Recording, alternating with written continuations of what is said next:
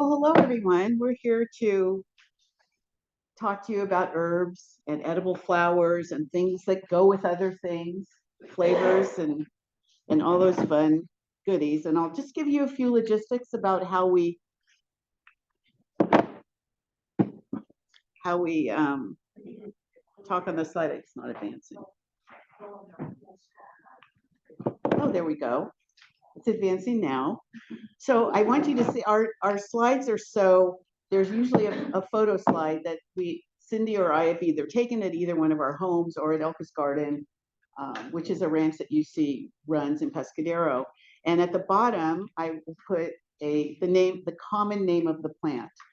So you'll see that throughout all the slides. We're using common names so it's a little easier. This one is borage, you see that, and that was blooming at Elka's Ranch, but we have a lot to cover, don't we? We have a few topics, and we do take questions during our talk. Cindi and I both love answering questions, as long as they stay on topic. And what we'll do is, if you see, well, you can see that you don't have anything written down, but if we're going to get there, as far as what do we do with these herbs, we get there towards the end. So that's how we work our talk. You need to add anything? No. Okay. So what is an herb? I guess that's for me to answer, right? Well, an herb is any plant or flower with seeds and leaves and everything that grows and flavors other foods. Smells great, might not be a food that it's flavoring, it could be a perfume or potpourri thing, little sachets. So that's what an herb is. And a lot of people growing up too would say, oh, the arugula or something growing wild. I know in my area, fennel grew wild, still does, in the hills a little bit. So it's a weed. It's not, and not everything is a weed. So everything might have a purpose. You just have to find out what the purpose is. And I might say, a weed is something that you don't want. Yeah. So just to talk about weeds a minute, no offense. But I have these ferns, native ferns, and oh my God, they took over my backyard. To me, it was a weed. Yeah. So I yanked them all out. I'm sure they'll be back, because they multiply like crazy. But anyway, so that's a weed. A weed is what you don't want. And if you want a weed, yeah. Yeah. You make it happen. So, which we'll talk about how all these. A lot of people eat dandelions. I know. Yeah, and the greens. Mm-hmm. Yeah. Okay, sorry. Well, there's 3 different families of herbs, just like plants. There's different families. So you have those ones that come back year after year. You have the other ones that only grow once a year. And they die back usually, and then you have a middle of the road one. But the perennial herb is probably the most common. Does anyone know an example of a perennial herb? How about rosemary? Rosemary. Chives. Chives. Yes. Chives is Sage. Oregano. Oregano. Yeah. Any Mediterranean herb. And Cindi has a couple. You want to pull them out. We just want to make sure part of this is that everyone knows what these herbs are, because we could stand up here and just give you name after name after name. Yeah, maybe I get You have rosemary. a rosemary. Well, there is a rosemary there. This is rosemary. You can smell come it. up and feel it. Yeah, later. You can smell it, but Yeah, it does. Rosemary is one of the hardier ones. there it is. Yay! Rosemary. Most of these herbs came from my herb garden in San Carlos. Do you want to pass it around? You guys want to? And we can pass these around. You don't have to touch them if you don't want to. Keep in mind that an herb has oil on the leaf, because that's where the fragrance comes from. All the essential oils are on the leaf. And then, okay, so that's the perennials. You have annual. Anyone know an annual? Basil. Basil. Basil. At least mine. Yeah, mine too. It's yeah. My blue basil didn't die this year, but my Italian basil did. No, Not Italian, Genovese. basil did. So the annual is grown from seed, and it grows up and it gives you all this lush food to make pesto and pasta with and all the goodies. But then towards the end of the year, it could come out of the garden, you know. And then there's another one. You could let it go to seed. We'll talk Yeah, about you that could. later Yeah, you could let it go to seed. for the birds, Mhm. the insects. The third one is a biennial. Does anyone have a clue what a biennial is? Yeah. Parsley. So parsley, when we first started, always was biennial, but now as the years have gone on a little bit, our weather's changed. Have you guys noticed? Weather's changed at my house.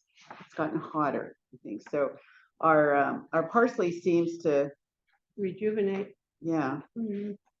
So it will, the first year, it will grow and give you lots of parsley to eat with and to use as garnish and all that. And then the following year, it will go to seed. And this is not parsley, this is fennel. But the parsley seed, which we're going to see a slide of later, looks similar to that. And that's the seed that you can grow the next plant that you want to get rid of the plant. Then once it goes to seed, it's pretty much giving all its energy to the flower and the seed and not the herb anymore. So let's continue.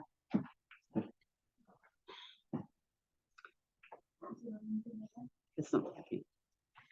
There we go. And you notice that's lavender. That's in my front yard. Is that a perennial or is it It's a perennial. It stays in my garden, and we can talk about care of all these after. What is that? That's just a lavender. I mean, Oh, lavender. and it's with an artichoke plant. Yeah. It's in the front. It's with it loves everything. So Growing herbs is a practical idea. You could use herbs for many things, not just eating. You can make potpourris, you can make arrangements, you can craft with them. I really like herbs. They're just so versatile. And it's great to, if you're a beginning grower, to start with herbs because they're pretty easy to grow. They have small roots, they're not difficult. Herbs need 6 to 8 hours of sun a day because the sun is what creates the volatile oils in the herbs. So the sun is what feeds plants. Sun feeds plants and makes carbohydrates and all the good stuff. You go back to your biology classes. So if the plant is not in full sun, it might taste a little less potent because there's not as much volatile oils. Like mint will grow and parsley and cilantro will grow it pretty nicely in a semi-sun situation, and they'll taste okay. But most herbs, most of the things in this jar want full sun. When you plant your garden, you're going to want to think about the tall plants and the short plants and, kind of make a plan. And it'll be a lot easier to work with the plants that way. And it'll look better. I also like to include edible flowers, which we're going to talk about in my garden. I have a lot. In my herb garden in San Carlos, I have hollyhock, cosmos, zinnias are all edible flowers, marigolds, and it makes the garden pretty and it's more interesting. I have a garden. Unfortunately, we don't have a picture of it, but I have an herb garden at home on my patio, and they start with the tall and it comes down like this. And it's right outside my kitchen door, so I can just zip out there at dinner time or whenever and pick herbs. And it's very convenient because I used to have to go to the side of the house in the winter. That's not cool. It's dark and ugly. The herb depends on what the herb is, but the Mediterranean herbs they need to be watered maybe once a week because they come from dry climates. Most of the Mediterranean herbs grow on hillsides, and they really don't need a lot of water. Some other plants, mint likes water, parsley like a little more, so maybe twice a week water. Soil, yes. I'm very beginner, so this Okay. may be the silly question, but when you say water, how much water you have to?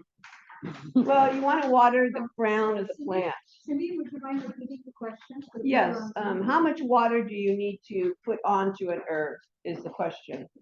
And the answer is that you want to water in the center of the plant where the root ball is. And you want to make sure that the roots aren't big. So you want to put, an inch of water or so. Does that make sense? You'll have a sense of how much water you're supposed to use, I think. I do, I'm sure you will too. You want to make a little puddle around it so that the water soaks in. If you overwater it, it will tell you in a few days because the leaves will turn yellowish or something Yeah. on the ends. And so the soil needs to be, since we have a lot of clay in the Bay Area, it needs to be amended with compost and a good potting mix and well draining. The soil needs to be well draining so that the water is not standing on the roots of the plant. That we never want on any plant. Fertilizer. I fertilize once a year. I don't fertilize a lot. If I put compost on, and a little fertilizer, that's it for the year for me. Herbs are drought tolerant because they come from a dry area. So you don't have to water them too often. Containers are a good choice for herbs because of their small roots. Kathy's going to talk about containers in a little while. And again, Mediterranean herbs are suited well for this area because we have a Mediterranean climate here. Of course, if you can use a drip system on your plants, we always recommend drip, compost and mulch, and don't forget to use native herbs. I've been researching and reading about native, the indigenous people of the United States. Oops. And what they did with herbs. It's really very interesting. So put sage in, native sage, yarrow. Lemon verbena was one. Lemon verbena is Yeah. not native. No, but it's, oh, okay. Yeah. Yerba buena. There's lots of them. And hummingbird mint. There's a lot of beautiful plants that you could use. Okay. And keep in mind the lavender is with the artichoke and other perennials that are outside. So they mix with everything. Maybe this needs a battery. Maybe. Hello. There we go. So here's some edible flowers, which you see up here too, and there. I love them. I add them to salads. I put them on little things if someone's coming over for lunch. The one way to impress people is to put edible flowers. Yeah, unless there's neighbors who, I had this one gentleman come over with his wife and he's like, well, wait, there's flowers in that salad. I'm like, yeah, there are. Just try it. And he picked around it. He was okay. But you notice your calendula. So calendula is the poor man's saffron. Saffron. Mm-hmm. So you just pull the petals off, don't eat. And think about eating flowers too. It's like what flowers you grow, or your neighbor says, here, I grow this. I don't use any sprays in my garden. And the next door neighbor's spray doesn't come over my, if that's happening in your neighborhood. So you just kind of have to be careful with that. My favorite that I started with is nasturtiums. And those are gorgeous. I like this Alaska mix. It has a variegated leaf. The leaf even tastes good, like watercress. And the flower punches up the whatever you're going to put Did you it know on. you could eat the seeds? You can those big round roast the seeds and eat them. Yeah, like a garbanzo bean. Huh? Yeah, or you can grind it and make flour. Or you Wow. can throw them back in your garden after you come up. Yeah. you do Yeah, that too. they do that. There's plenty of them. I You know. can probably eat a few. and We have a not good any friend who problem. calls them nasty urshams, but I call them nasturtiums because I love them. And when you eat a flower, you should know what you're eating, Hmm. and you should know what part of the flower you're eating. Yes, You just eat the petal, you don't eat. Depends on the flower. it does. So you have Sometimes to you look eat at it. only the colored part, not the white part, down at the bottom. Sometimes you eat everything. As far as nasturtiums go, You can eat the- everything. yeah, you can eat everything, but a good practice might be to take the what's it called? Stamen. Pistons and steak. Stamen out if you're not sure, and I'm not sure why on that. Just that err on caution. These are very common. The pot in the middle is You have a question. oh, we do. Well, wait, is a sage plant with a flower on it. So this is the flowering year for the sage. It's going to end because once it gets a flower, a perennial or gets a flower, it's giving all its energy to that. And in my garden, I let that happen because the bees and the butterflies love it. Okay, there was a question And nasturtiums good for the aphids? for aphids. Yeah. Ladybugs are good for aphids. Yeah, all of these are beneficials, which means they attract good bugs. So if you do have some aphids, it'll help with that. But ladybugs are known, and lace wings are known. I can say the herb garden. Well, the herb garden in San Carlos it's in a little pocket garden, and then out in front is a big native garden. And my herb garden brings in twice as many insects, my little garden, than the native garden. The bees and insects love the herbs. They love the fragrance, the Yeah. smells, Mhm. and the yellows and the purple flowers on the sage and all that, and the lavender. It all brings them to you. And In then fact, they'll eat the aphids. That's yeah, the hope. usually what happens. And aphids are seasonal. I wouldn't get overly excited about aphids. Just squirt them off. Rinse them off, and by the summer they go away. Yeah, as soon as it gets warm, they're gone. Question. Yeah, I bought some calendula from Home Depot and was intending to use the flower to make an essential oil from it, but is it too risky? Because It doesn't, if I'm gonna use it for a project, to repeat the question would be, I bought some calendula and I don't know if it's been sprayed or not. I would make sure, if it doesn't say organic on it, I would question it and not buy that for a project that would be edible or to put on your skin. I would be leery about Home Depot, not. Well, you don't want to. Well, say because that. they do use Home growers Depot. that use pesticide. That's all I know about that. Yeah, unless maybe it says organic, that company. Mhm. There are nurseries around that sell organic herbs, a lot of organic herbs, and after we can mention it. Okay, so let's see if we can go. Any other questions on flowers? And they're pretty We're in gonna the get garden. back to They're really pretty in the garden. Here's one. This is anise hyssop, my favorite. Anise hyssop. Augustaceae. And it's a native plant also. Can we pass this around? I want you to feel the leaf. Those of you who are touching. It's edible. And it's licorice. Yeah, I eat the leaf. You make tea out of it. This is the flower that comes out of it, and I sprinkle this on top of salads. It's amazing. It's really good. How tall they come, How tall? What? like the plant size? Well, It doesn't get that tall. Well, yeah, they can get pretty tall, but I cut them back. You see, this is from last year's plant, and it has this much below it. I asked my husband to cut it for me.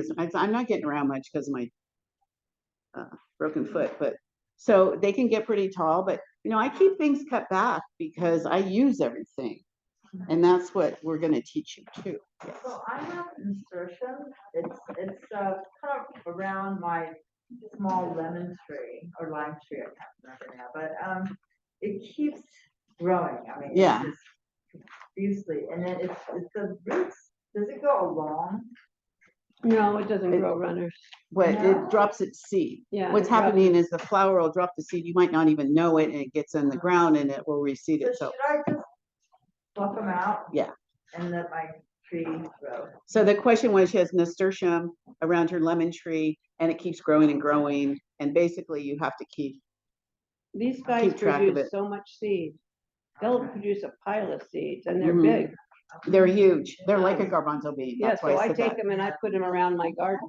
We have the They're big. nasturtium, yeah, we have the nasturtiums at the Garden Education Center where I work also. And I haven't been there in a month or so, and I went back and looked at it and went, oh my gosh, they're like everywhere. Yeah. So you just keep track of it. But And they're the so, calendulas, too. yeah, calendulas do the same thing. But they're so tasty. I mean, I hate to do without them. You know, they're all pollinators. This is one of my favorites. It's just showing you how when you mix your landscape, what you get. What you get is, you know, butterflies. So this Augustaceae or Anis hyssop, it attracts the swallowtails. This will really. That affect- will. The fennel does too. The parsley does. And the I think that's lavender on there. It is. Oh, I didn't mark that one, but there's native bees on that. And then the little guy, he's the larva. He's going to grow a butterfly. So that's Bronze how. fennel is, Yeah. that, if you have bronze fennel, you'll have a swallowtail larva. Can you guys see the screen? caterpillars. Because this is my favorite. This Yeah. this guy, this caterpillar. I have every year someone comes back and I Yes. What's the picture. difference between fennel and dill when you flower? and What's the young difference tender? between fennel See and them dill? along the Bay Area, so I Well- is that dill, is that fennel? Dill is an annual for one thing. Fennel is not. And the taste is different. Dill has a white flower, fennel has a yellow flower. They look similar, but they're different plants. When it's first growing in the beginning, like right now, when the sprigs are Mhm. small of the dill and the fennel and you see them out on a hike, it's hard to tell what they are. And your plant ID app will say one thing and it might not be what it says because they get confused between dill, fennel, and carrot, is it? It's the same family. So What there's, plant ID app do you use? You don't use Google Lens. I do. I do. I Yeah, do 'cause it's it's the free. best It one. gives you, it makes mistakes though, doesn't It does. They all do, though. Plant ID, all do make mistakes. So then you I have to haven't look, found them. then you look at the leaf placement, the flower, the stem, what kind of stem, and try to evaluate it that Mhm. way. Did you notice on the stem that Cindy has that we passed around? It's a square stem. That means it's mint. Some of the That mint means family. that means it'll just grow forever. Yeah. Yep.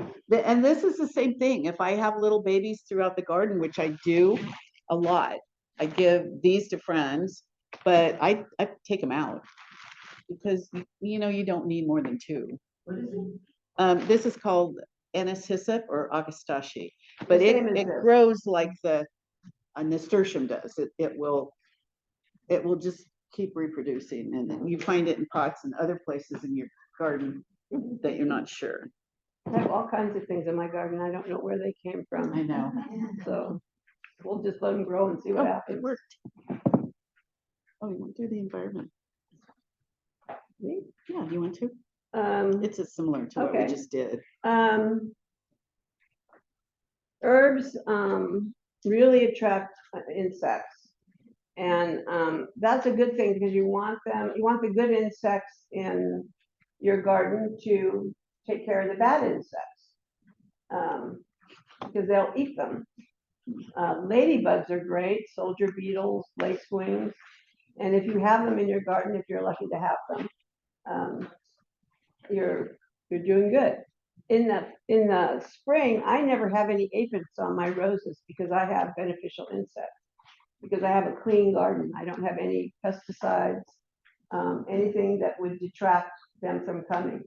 And so I always enjoy seeing them every spring, and the ladybugs and the soldier beetles and all that good stuff. Mhm. Also, companion planting can be a really beneficial thing. You can put tomatoes with Basil's. basil, thank you, basil and marigolds. Sometimes you put a companion plant in so that the bad insects attack that and not your vegetable. And it's a sacrifice, so that's okay. Because when that when your fennel has caterpillars on it, you are sacrificing the plant. It will eat the whole plant. If you notice the caterpillar that's up there, that's another one of those Anna swallowtail ones. If you can see it, he's on a stem. And what's at the top of the stem? Nothing, because he ate. He started. They will eat the whole plant. And at the end of the year, I let this happen because this lovage plant, which is right here, lovage is the mix between a celery and a parsley. It's got a nice round stem that's like a straw, but it's really tasty in salads. So I use this spring and summer, early part of the summer. And then in August, I let everything just kind of grow up. And these guys are coming out then and they can eat it and they love to eat it. So they live on it and I go out and take pictures every year. Take that. And this is called lovage. Yeah. So I recommend this. I love that yeah, plant. in the container we have, whoops, I don't get rid of the camera. I know. We have Mexican sage. These are sorrel prawns Ooh. from French sorrel. Cindy, Yes, could you bring that forward? yes.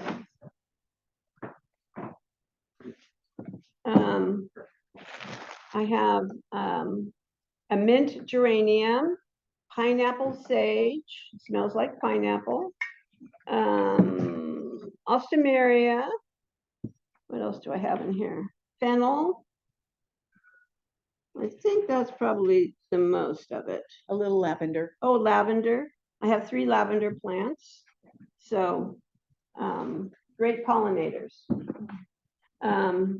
And, you know, anytime you put a plant in the ground, you're building nutrients in the soil, you're building the soil. The roots are aerating the soil and creating airspace for other plants and good roots. So, Good roots. herbs are right. good. Herbs are really good. Okay. So how do we get all these plants that we want to share and eat and continue living? How do we get a baby out of a big plant? Great question. I know. I thought so. Let's move on. I would if my I'm gonna little do this clicker one. would work. So we have some different methods to use. Yeah, we're going to start with stem cutting. And wait, let me go to the next one. This is a baby lavender first. Yeah. It's good for culinary. I use that for culinary. Okay, we're going to learn about stem cutting. Yeah. I'm going to sit. This is a greenwood or semi-hardwood plant. And we cut it 3 to 4 inches from the top because the growing material in the plant, the meristemic cells, are in the growing part of the plant or the flower. It's not in the old growth. So we want to pick the new growth, which Kathy did here. This is the top of a plant. And then we're going to pinch, I'm going to actually cut the lower branches off because we have no roots on this plant. So we do not need a lot of leaves because the leaves take in energy, right? And there's no roots to do anything with that energy. So we're just going to cut it off so that there's enough like this. And then we're going to, we have some soil in a container. It's loose seeding soil that I'm using for propagation, very airy, because we want air around the bottom of the plant to make roots, to encourage roots to grow. Roots can't grow without air circulation. So your soil has to be loose and airy. Have you ever had a plant that's in your garden that just sits there? It's probably because the soil is compacted and it can't breathe. Yes. Did you make a special seeding soil? I know that Linkso sells one now.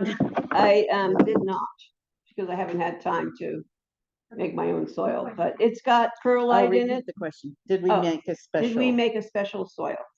And the answer is no, but I have this very nice soil with perlite in it or vermiculite. Some people like sand. I don't care for sand. And so it's very loose. So I'm going to make a hole with my trusty chopsticks here. Always carry a chopstick. I use chopsticks for everything. And then I'm going to propagate this plant. This is a little older growth. I can use some of last year's growth also. That won't hurt. There's still growing material in there. More here than here, but so I could cut under here, and under here. Oh, no. Oh, no. And then I'm going to put some root hormone on it.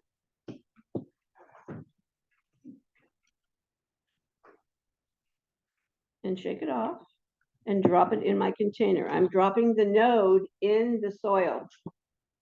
The node goes in the soil. And I'm going to put it pretty deep. And I'm going to press this down. And then you have something like this. Now I know the Arboretum uses perlite to propagate in. Mixture 3-to-1, perlite to vermiculite. Yeah, and that's fine. I just prefer soil. So, but I have propagated with perlite and I have used vermiculite too. So, so there you go. And you water it and then you wait 4 months or 3 months. You have to be patient when you propagate this way. This is called asexual propagation. If you want a true image of the mother plant that it came off of,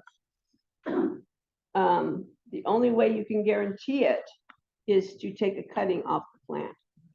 The seed of the plant doesn't always guarantee it'll look exactly like the mother plant. It could cross-pollinate with something else. What type of plant is that? This is a lovage plant. And It's really good in salad. let's see what else. I'll stick this other one in here too. That's a nice node there. That is. So the node is where the leaf and the roots come out. That's what a node is. It's full of meristemic cells. And that's what you're aiming for. This one doesn't have any leaves, so, but I'll put it in the pot anyway. Leaves, a few leaves are better. And I might cut these leaves down because they're pretty big. So it's okay to cut the leaves. Put them in your salad. Yeah, If you just stuck them in water, would they grow? it would grow, but you'd get an aqua type root. Oh, I'm sorry. Oh, if we just stuck it in Sorry. water, would it grow? It would get a water type root that's long and unruly. And so when you plant it, it's harder to plant it.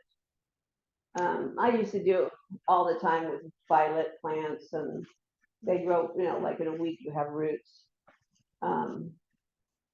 So I'm looking for something because this particular plant will just get mushy in the water. Yeah. I know because I keep it so I can eat it weekly. I put it in a little vase with some other things. This is a what is this? It's a scented geranium. This is rose scented. It's very nice. But this one, hey, my mom and grandma used to get slips of these and stick them in water and stick them in the ground, and it worked. But we do it because this particular plant is so full of nodes. Cindi would cut it off probably here, take the leaves off and everything, and put the rooting hormone in, and then put it in with her chopstick. And you wait a couple, 3 weeks for this because these are so hardy, and you just see if it's sturdy in there, and then you can almost plant it in the dirt. So there are different plants. Can you propagate thyme? You can divide it, and I we'll just talk pull it about out that. of the ground. Yeah, And it has roots, and I just plant it. you can't do it from the stem, but we're gonna go to divisions next. That's a good question, like how do you figure out which ones that you can propagate and how, like, yeah. How do you figure out which ones you can propagate and no? We have the environmental hort notes that some of you got. We had a few, and we have it on the end of the presentation that you will get in a few days, I understand. And it says what type of plant you have. You might have to look at it or trial and error. A lot of gardening is like trial and error. And I go to Cindy's house and she's got her little lab thing on the counter that she's building things and making new things, and I have mine in the backyard, and so we all have our different spots. Not that you have to have a little mini lab anywhere, but Sometimes just try and see what works for you, your climate, where do you have it, outside, inside, where's the sun, where's the wind? All of these variables happen. I'm gonna pass this around too, because you rub this and you get a nice rose fragrance, and still don't forget to visit the rose garden out there, but this is a nice piece too. And I might say, after you get it planted, water it, and then it stays in a cool place. It really doesn't like to be in a lot of hot sun. It likes to be cool to propagate roots. And keep it damp, but not soaking wet. I think we have a question. Yes, I'm sorry. Yeah. This, yeah, you can buy it anywhere. Any hardware, any nursery rooting hormone. It comes in gel, I'm sorry. and a lot of people Let me make their own. But I like the powder. It lasts longer than the gel. I use a powder too. I'm going to show this. The question was, where do you get the rooting hormone that I showed earlier? But I know a lot of times on Zoom it shows backwards, but it's just called rooting powder. Yeah. Rooting hormone. There's different names. There's probably 6 different companies that put one out, but we're pretty good. So we're going to move on to divisions, because dividing is what I'm kind of my thing that I like to do, because it's fun. I get to play in the dirt, touch things and see what works, whether the time works or not. I usually have oregano, which is what you'll see on the slide. So that was an oregano plant a few years ago. And if you can see that slide up there, there's a great amount of roots on it. It was stuck in the pot, like Cindi said. So it needed room to grow. It was probably going to die that year if I didn't divide it, but I thought, oh, this is great for photos because it's perfect. So what I usually do before I'm going to divide things, which happens in the spring, so this time of year, I make sure I water it well. And I water, if it's going in the ground, I water the ground well, but most of my herbs I put in containers. This one, instead of putting it in a larger container, I wanted to just cut it up. It's kind of fun. I use a sharp gardening knife called a hori hori. You can use a kitchen knife, as long as you use it safely. So we have our steps here. Notice your hand is on top of the knife. Key.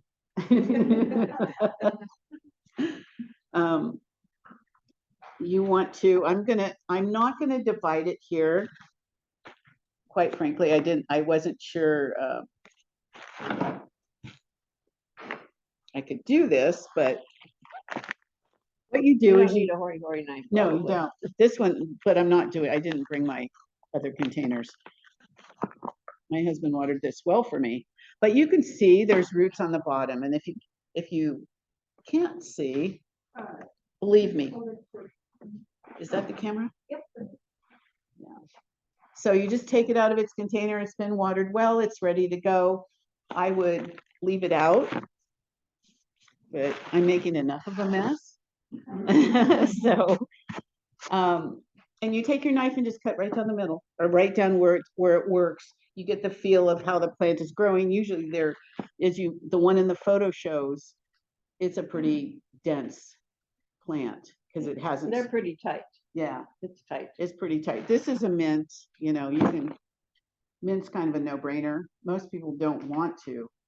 I did it. I had a chrysanthemum at home in a pot, and it was so tight. So I took it out of the pot and I chopped it into 4 pieces. And now I have 4 chrysanthemums. Yeah. So. And that's how it works. And that's what I did with this. I chopped it in 4. In a new container, I put a little compost. I always use a little compost from our favorite store. and that's how it works. Otherwise, it doesn't need any fertilizer. Yes. You mentioned chrysanthemums. Are they edible? All chrysanthemums? I don't know. I'm not sure all are edible. I'm not really sure about chrysanthemums. Are chrysanthemums edible is the question. Yes. I think they are, but I'm not sure. I wouldn't say yes and go home and eat it for chrysanthemum. Yes. I was wondering, the one that you planted, can you show us so we can see what it looks like? Oh, pass it around maybe, the little Oh, lovage. sure.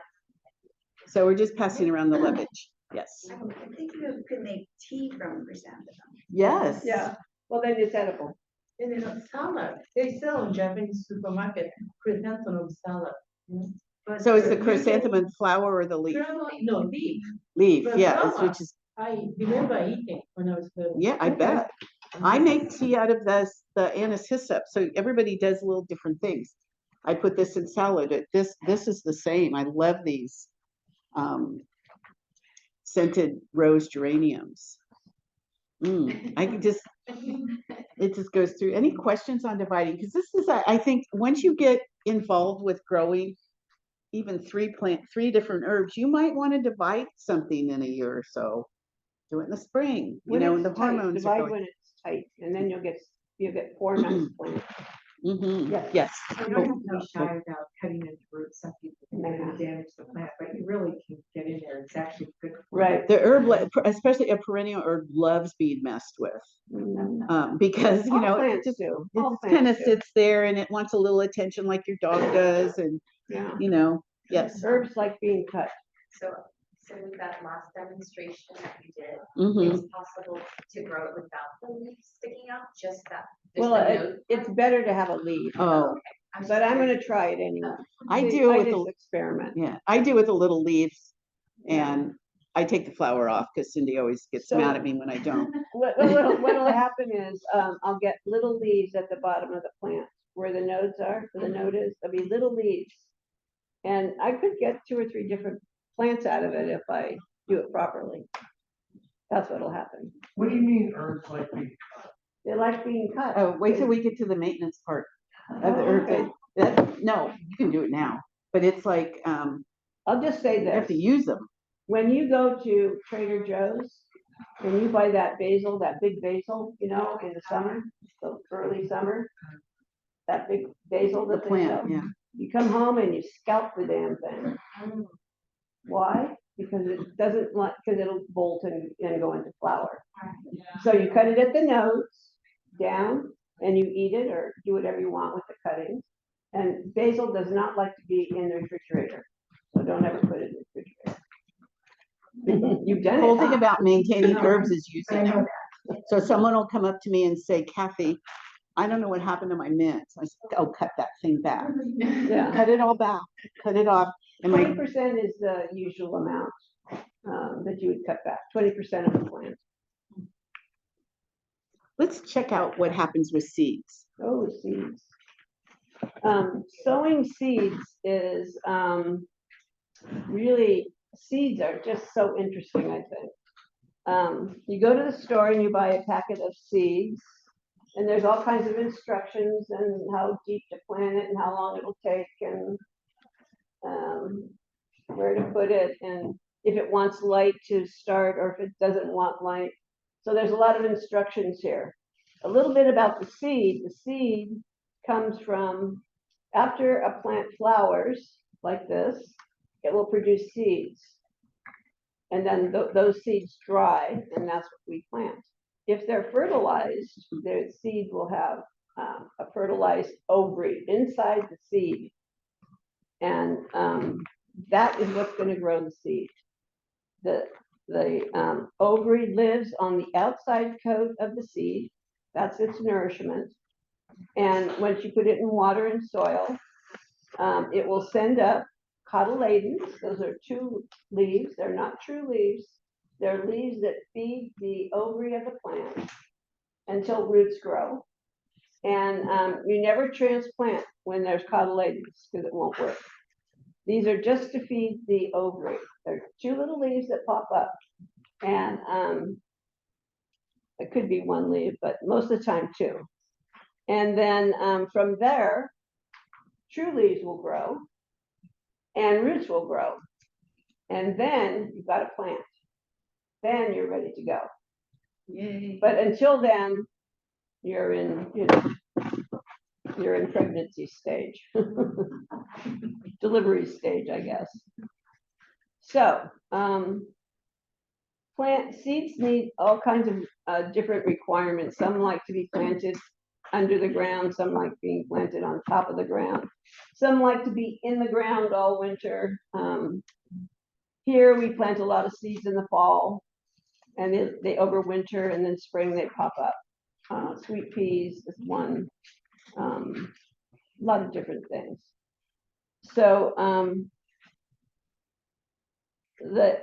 what I can say about seeds is that you need to read the instructions.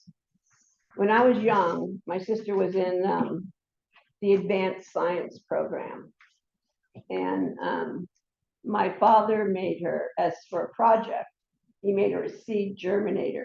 Oh, I wanted to die that I didn't have that he didn't make it for me, because my sister's not interested in plants.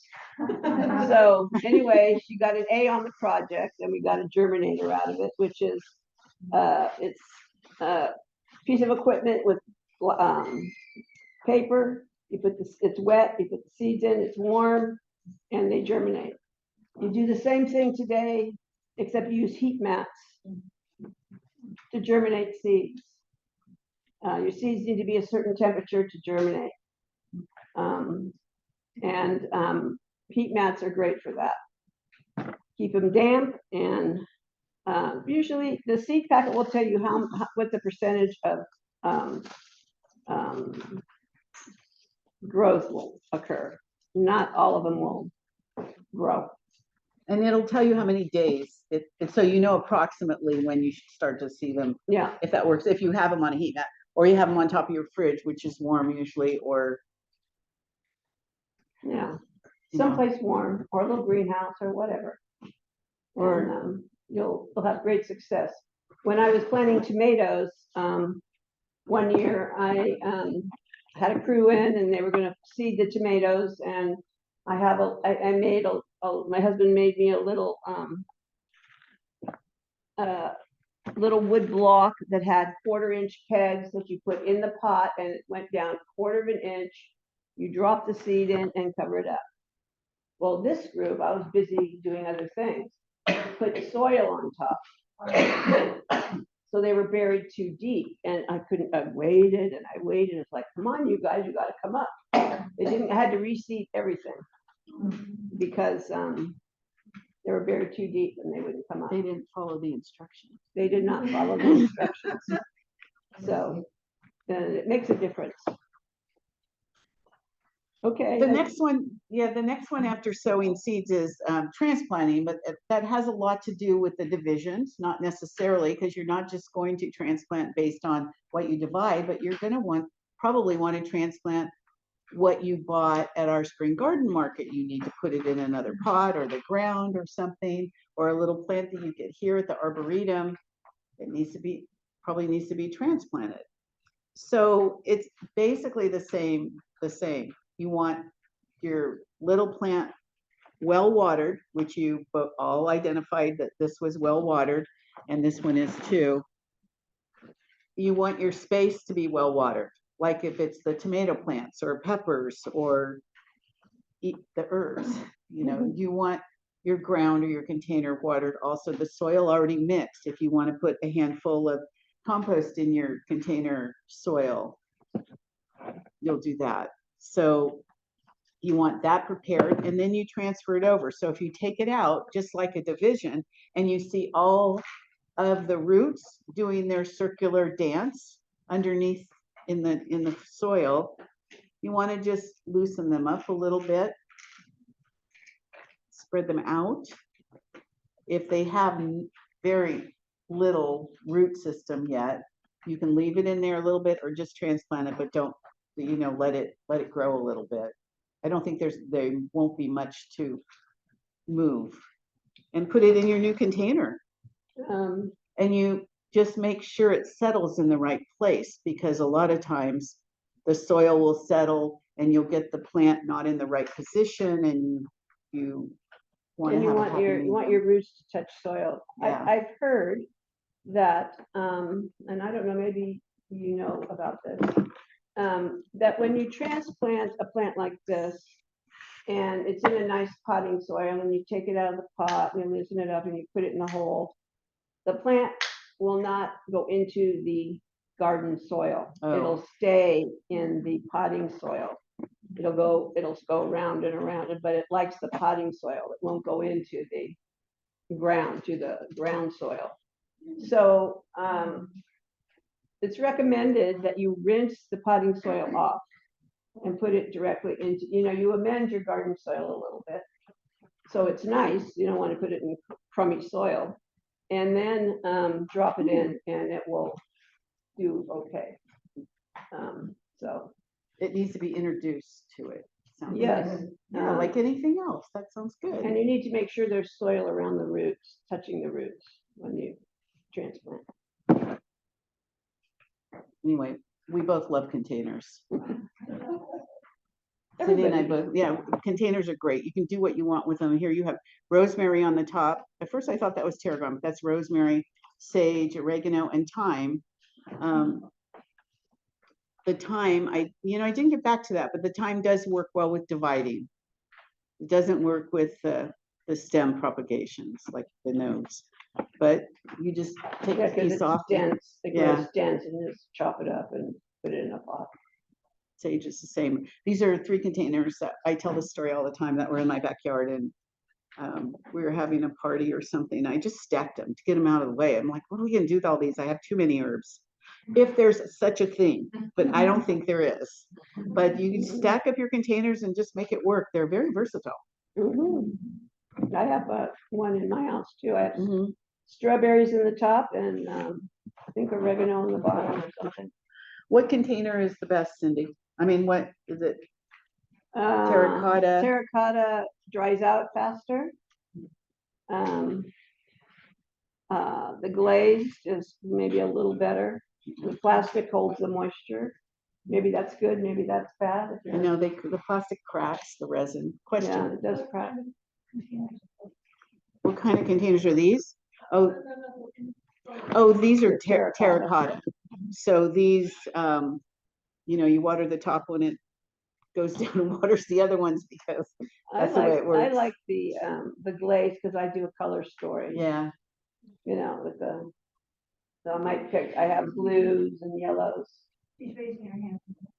Oh, I'm sorry. There's a comment from someone on Zoom. So Beverly says she's really excited. Her next project is going to be stacking for containers. Oh, good. She says rosemary and lavender on top.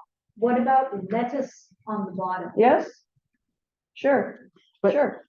But lettuce doesn't like the amount of sun, hot sun, as these perennial herbs will. Lettuce is a fall plant. So it's not really, and cilantro wouldn't work because of the same thing. Cilantro doesn't like the sun on it all the time. Yes. So I would stick those with are fall plants, fall spring plants. So she what's needs her to name? pick Beverly. So Beverly, I'd stick with Mediterranean plants to maybe stack. some thyme. Yeah, a thyme. There's a thyme in there. Maybe one of the scented geraniums could work too. Yeah, It's the same water needs. Or make 2 pots. Make one for hot and one for cool. Yeah, Yeah. that's what we do. Yes. Are those pots sitting right inside of it? Are they like? Yes. The bigger one at the bottom? Are the pots Yes. sitting inside each other? Yes. Yes, they are. And it just happened that way. I did not plan this, Yeah. but it's still that way. It's nice to put them, it's nice to, in your garden, put them on little plant stands too, at varying heights, different colors. Mhm. It can be quite pretty. And you might wonder, how does this happen year after year? But I cut them back in the winter and they come back in the spring. And so that's how I keep it going. Yes. So there's another question from Zoom. How do you water your containers? So Ashley says she has so many that watering by hand takes too long. You can do It drip. does. You can put drip in there to water your containers. You can have drip in your containers. I have in some of my larger ones. I actually like water. I do enjoy water. I was just gonna say that too. We're waterers. Relaxing to go out in the evening and water my garden. Kind of like ironing used to be. Now I don't No, I iron don't anything, like but I that. water. No ironing. Yes. But watering. Oyas, terracottas under the soil, so it's gonna be watering by sun. Oh, okay. Oh, what's it called? Oya. Oh, yes. Oh, okay. I'm sorry. Could you say that again? They can put terracottas under the soil, so it's gonna water it by itself. You're gonna feel the water inside the terracotta, and it releases the water because there's no, it's not glazed. It's so, Yeah, so it's a terracotta container, and you fill it with water, and then, it just seeps out into the soil. okay. It's an ancient system. Oh, wow, I'll have to look that up. Thank you. I have a container zone that I have a tank with water and it slowly releases into the container, something like that. It's just by hand, you feel it, and it's really. Yeah. Yeah.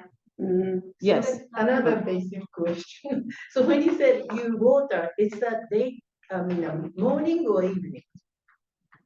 Either. Or either is okay? Okay, Better probably morning. okay. I tend to water in the morning. That's just when Yeah, it 'cause happens. then your leaves are But dry and. If I go to a project or an exercise class, then it happens later. Plus, it depends on the weather. Yeah, if it's warm, it doesn't matter. If it's hot, it doesn't matter, but, like right now, I'd water in the morning.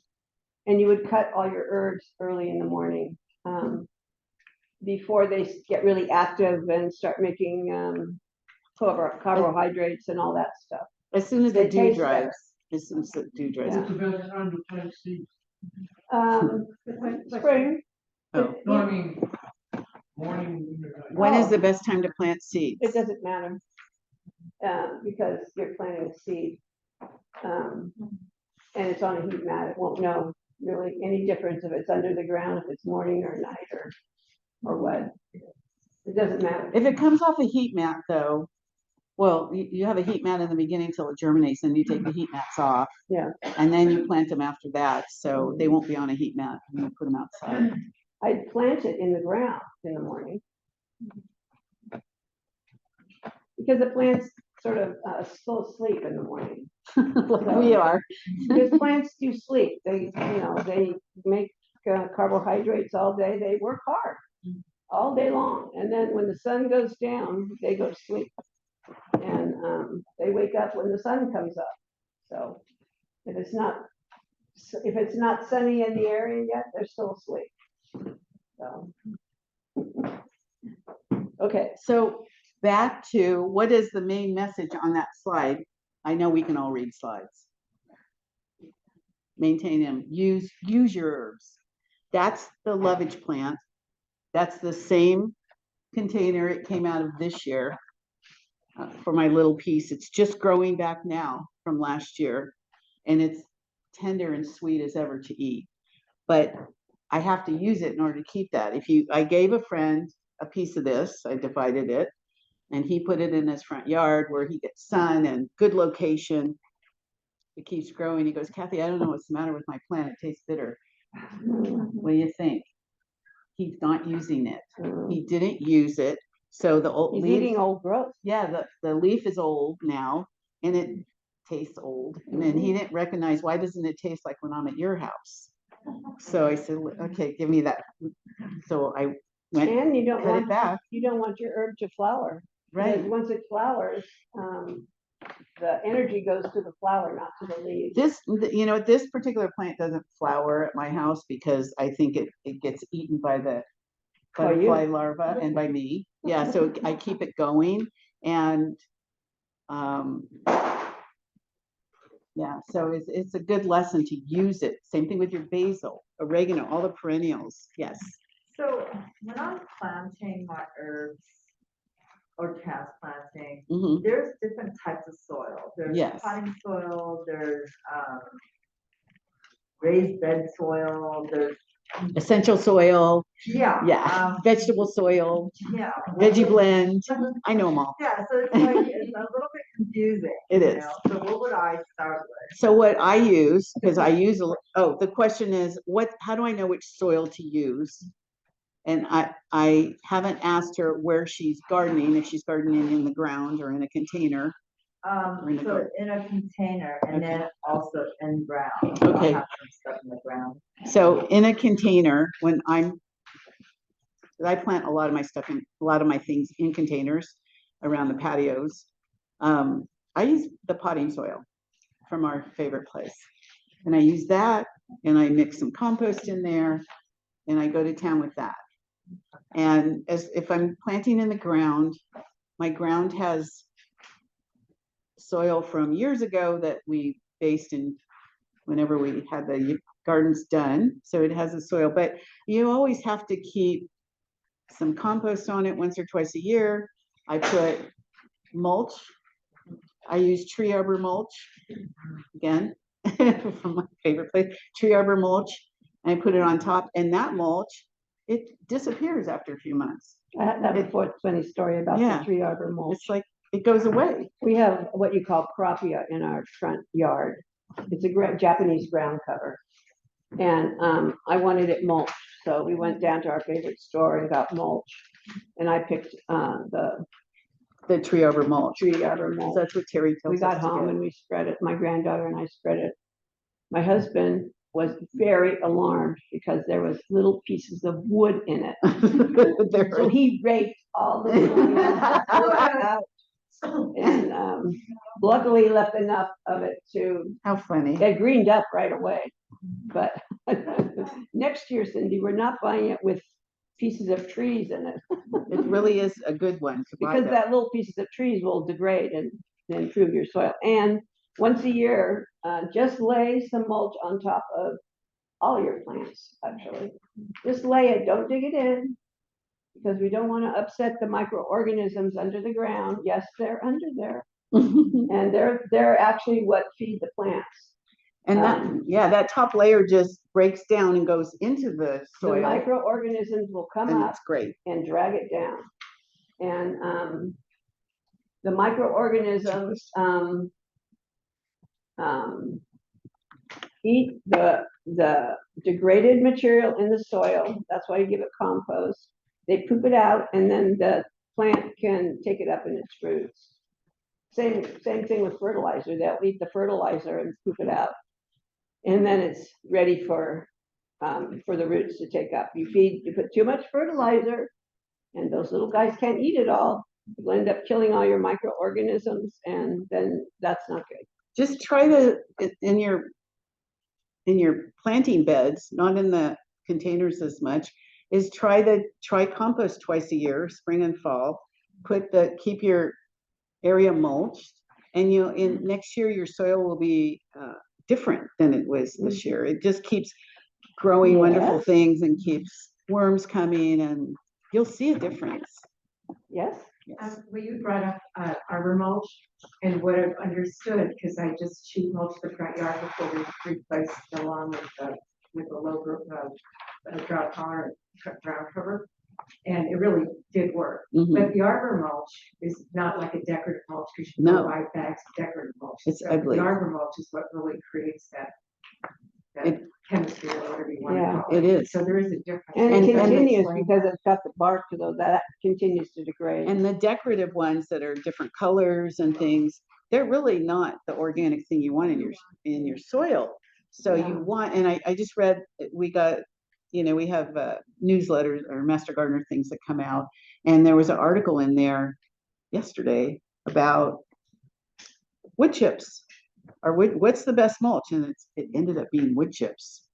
So just from your tree guy down the street, when he's chipping, you ask him to come and dump it at your house. You can do that, but they drop like a yard. And it's a mess. You could use a yard.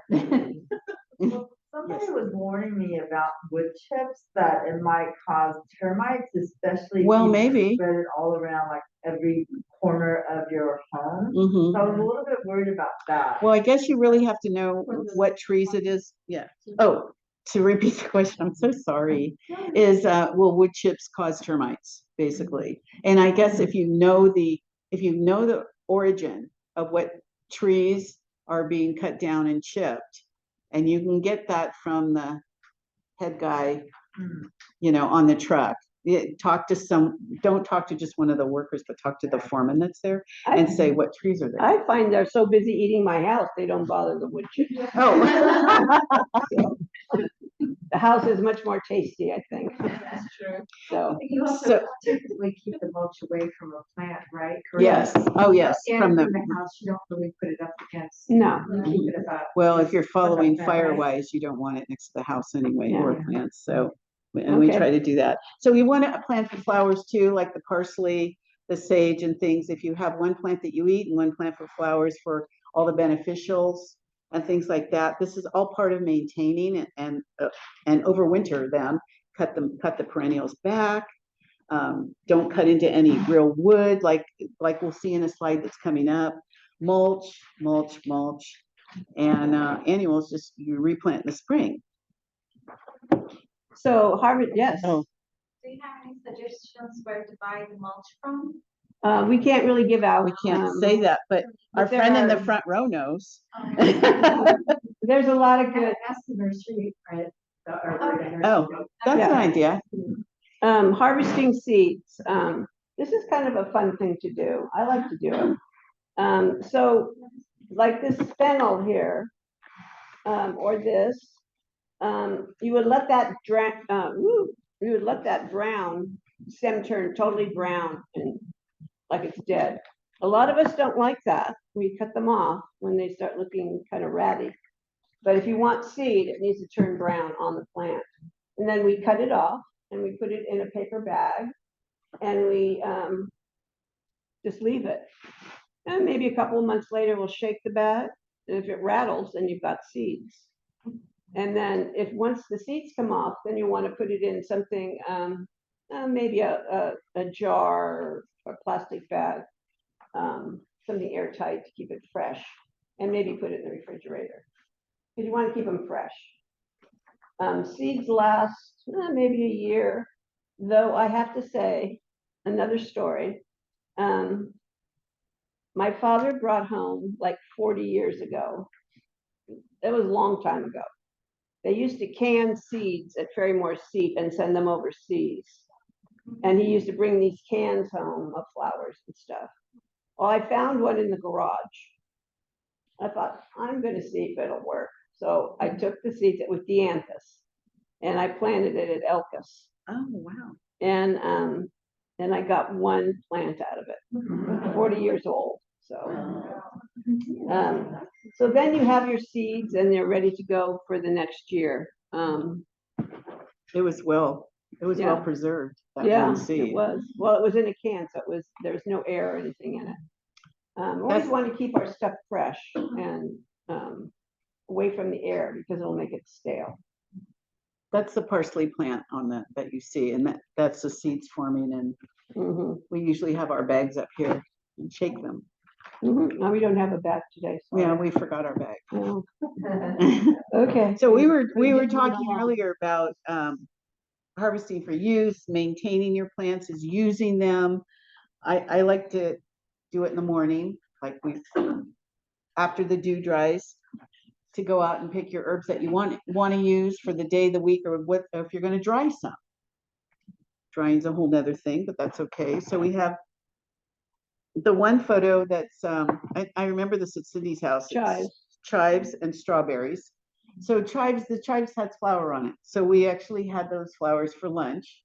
It was quite good in the salad. Yeah, they're onion tasting. It is really good. Chives I are love part of chives. I do too. What a Part of the great onion plant. family. And you just cut them at the base and then they grow back and you can do one side and they grow and use the other side. It depends on how many I've got. Great. I got them all over the place. Yeah, they're great. So we have that. Then the other plants, lemon verbena on the end, which is my favorite iced tea for the summertime. And my plants now are little because I cut them, I use them, and they're regrowing. And tarragon is another cool thing. That's a perennial. Is that also. French tarragon? That's French tarragon. That has no nodes. It doesn't flower. You have to either divide it or buy a new plant every season. But I was wishing I had one of those. So again, pick the herbs and flowers in the morning. It really is the best time where they last the longest. And I bring them in and put them in, some kind of a jar or vase and put them on the kitchen counter. Oh, I keep meaning, this is like a what not to do slide. So we have a few things of like what not to do, because we were talking, the first one is a parsley. That's a parsley, and you see that it has a super thick stem. It's almost like a little tree. And I was letting it get that way because I was mad because it kept wanting to flower and I didn't want to flower. I was kind of new to the herb game. And kept cutting it back and telling it, no, you're not going to flower. And so you think, well, that might be a good idea, but it really wants to flower. So it kept doing it. And so I harvest the leaves on the top, but the stem is still super thick, but it still wants to flower. So basically let it flower when it wants to flower. That probably, if I paid attention, the parsley didn't taste that good either, because it loses a lot of its vibrancy and the oils just aren't there. Again, because it wants to flower. So, and the next one is a lemon thyme, which is another one of my faves. And see how woody I let it get. I let it get really woody. It was in a big wine barrel thing. It was full, and I just kind of wasn't paying attention. But you don't really want to cut into that wood. But if you do, I ended up having to get rid of that whole thing and start over. It'll still grow. Yeah, it did. Parts of It'll it did, grow. but I made it so messy. I So, hack the heck out of mine every year. yeah. And those other sprigs, it's I call them cutting celery. It's probably a real celery, but I never let it grow up. And it seems to come back every year at my house. So, and it's good. Cindi actually dried it and put it in a little jar and gave it to me once. That's how I got introduced to it. Any questions? For the parsley, what would you do different? Because I have the same issue. Do you just, how do you get the tender? Actually, you have to almost get a new plant, because the parsley is classified as a biennial in most papers and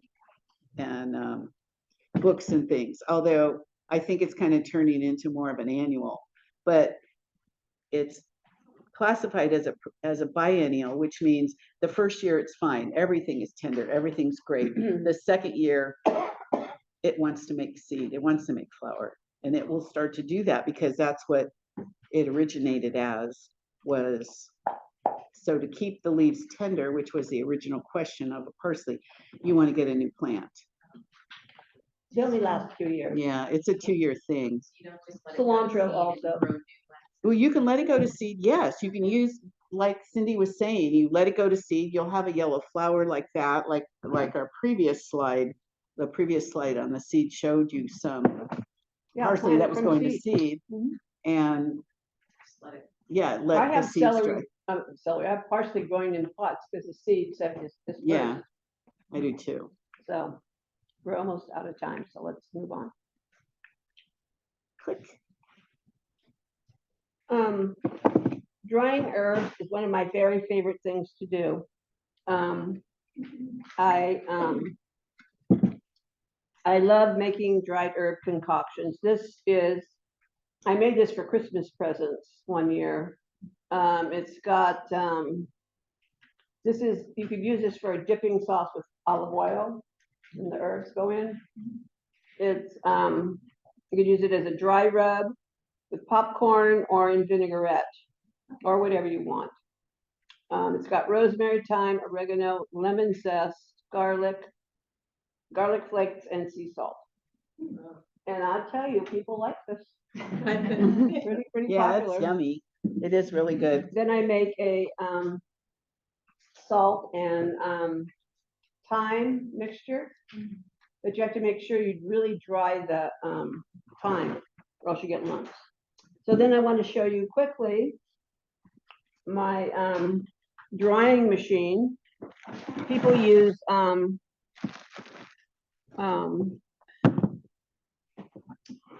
dehydrators, but I like to dry my herbs this way. So I had some herbs left from something else. I have sage, I have fennel, I have oregano, I have all kinds of Mediterranean herbs in here. So I let them dry in this basket. It has plenty of places for air circulation. It took about 4 or 5 days. Then I take it and I just kick my hand through the screen.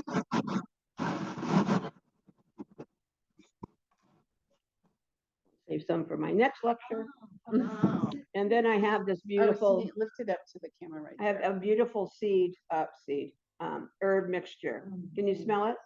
It has rosemary too. Then I put it in a container. I've marked what it is. I use these all the time when I cook. I love doing this with my herbs. And you have a nice little, and that wasn't hard at all. How long did you fry them in the?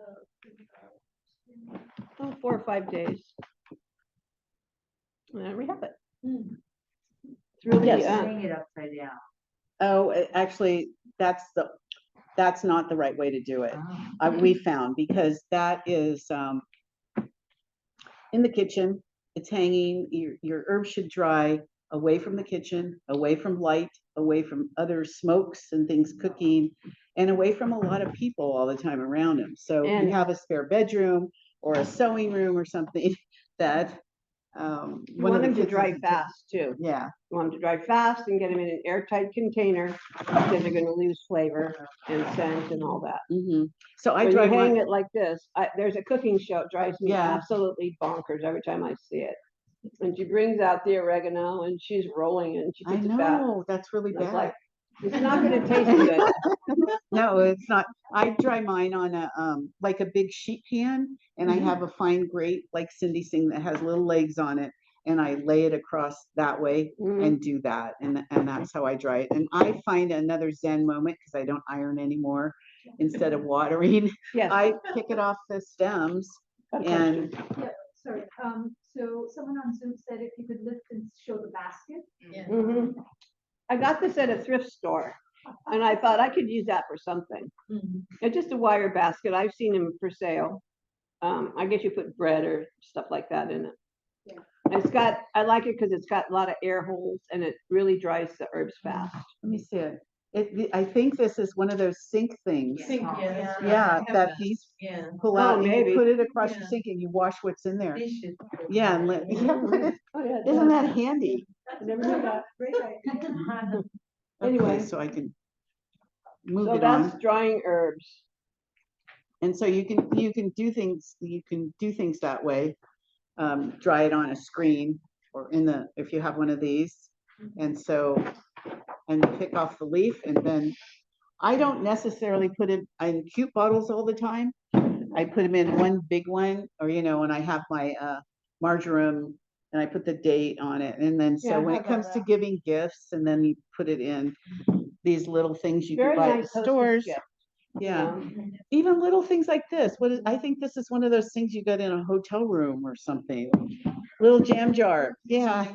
So it's a little jam jar, but there's plenty of things to do with your herbs and your edible flowers. We're going to go over a couple of them. Here's some tarragon vinegar. I make a tarragon vinegar. Cindi makes the salts, and we'll kind of buzz through them. I don't have to go through the whole recipe, but because you'll get this. And this is apple cider vinegar and tarragon, I believe. And you can do it with anything. And what you do is you keep it in a jar. And when you're going to give it to someone, then you put it in a bottle and put your new sprig in there, because the sprig that's last year's sprig. So we had to change that. So we won't use that. Well, we talked about the salted. I'll tell you quickly how to make the salted. You put half salt, half herbs. And you dry the herbs on a cookie sheet overnight, because you want the water to be out of the herbs when it dries. And then you mix it together and you have herb salt. And I might say, you have heart issues, using herbs instead of salt is really a good plan. They're very tasty. They'll flavor your food and you'll be a lot healthier. And is there any other questions? Believe it or not, we've done it all. I know, we've been talking the whole time, and there's the flowers. There's that salad. So you can use herbs for so many things, and I really hope that you find it in your heart to use them. How many of you have herbs right now at home? No. Oh, right. Okay, so we're good. And you're all successful, right? Keep experimenting. Yes. So, the nursery, I just checked with the nursery, they don't have a lot of herbs for sale. Okay. So they have some garlic chives, basil, rosemary, parsley, oregano, and then Nepeta, that's catnip. It's catnip. Yeah. It's in the Catnip. mint family, Yes, so yes. it's You can make tea out of it, yeah. The one that attracts. It's the one that cats like to roll in, I think. But you Is it can make, edible for us too? yeah, you can make tea out of it. I don't use it, but You can. I used to have it. Here's our references. Oh, they have some tomatoes out there now? Yeah, a few. And I think you have a lot of tomatoes out there, don't you? Yeah. So if you want a tomato plant, Yeah. they've The got 'em. nursery's open till 3 o'clock. So I have to go shopping, so. That sounds good. Anyway, there's our notes, and thank you very much, San Mateo Arboretum, and all the wonderful ladies that took my emails and know I'm not coming. Yes, I am, and thank you so much for being so patient and getting me in the gate. Thank you so much for coming, Cindy and Kathy. You Sure. had a lovely, well, I always think of lavender in my cookies. Lavender shortbread cookies are good. Oh, yeah. And Kathy has a surprise for you. Well, I have some lavender sachets if everyone